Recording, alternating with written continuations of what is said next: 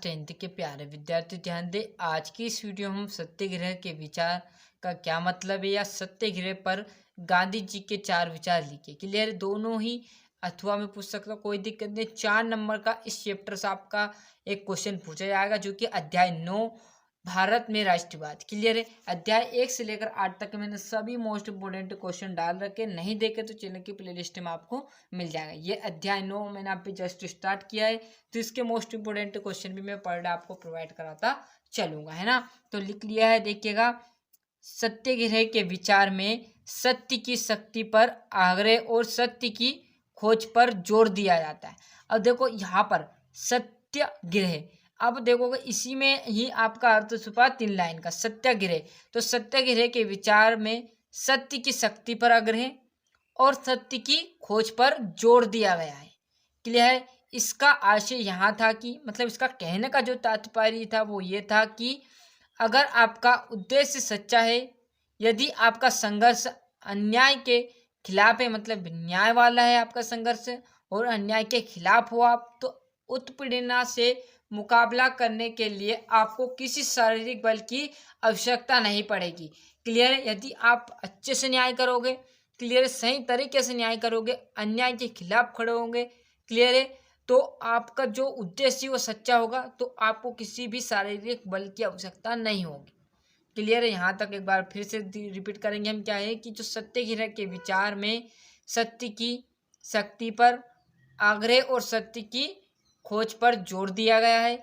इसका आशय यहाँ है, इसका मतलब यहाँ है कि यदि आपका उद्देश्य सच्चा है, यदि आपका संघर्ष अन्याय के खिलाफ है, तो उत्पीड़ना से मुकाबला करने, जो भी आपको यहाँ पर आप जिससे भी लड़ना चाहते हो, क्लियर, जिसके खिलाफ खड़ा होना चाहते हो, उसमें आपको कोई भी किसी भी प्रकार की शारीरिक बल की आवश्यकता नहीं है।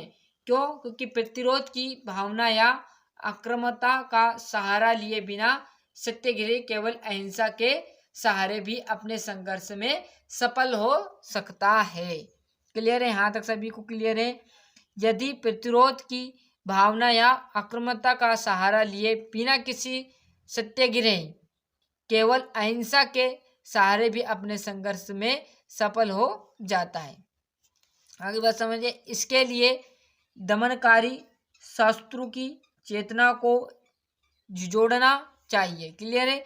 इस संघर्ष में अंततः सत्य की ही जीत मानी जाती है, जीत सत्य की हमेशा होती है। क्लियर। एक पेज का होगा लगभग। क्लियर है। तो थोड़ा बहुत एक बार और रिपीट करेंगे जिससे आपको अच्छे समझ में आ जाए। क्लियर है। क्या है? सत्याग्रह के विचार में सत्य शक्ति पर आग्रह और सत्य की खोज पर जोर दिया जाता है या जोर दिया है। इसका आशय यहाँ था कि अगर आपका उद्देश्य सच्चा है, यदि आपका संघर्ष अन्याय के खिलाफ है, तो उत्पीड़ना से मुकाबला करने के लिए आपको किसी भी शारीरिक बल की आवश्यकता नहीं होती है।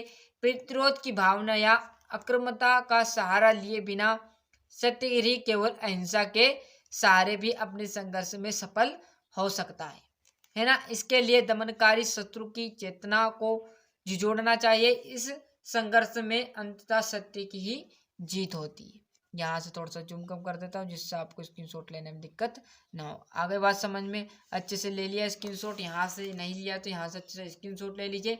मिलते हैं इसके नेक्स्ट वीडियो में। आज के लिए इतना ही, और अभी तक चैनल सब्सक्राइब नहीं किया है तो फटाफट चैनल को सब्सक्राइब कीजिए, अधिक से अधिक इस वीडियो को शेयर कीजिए। मिलते हैं इसके नेक्स्ट वीडियो में।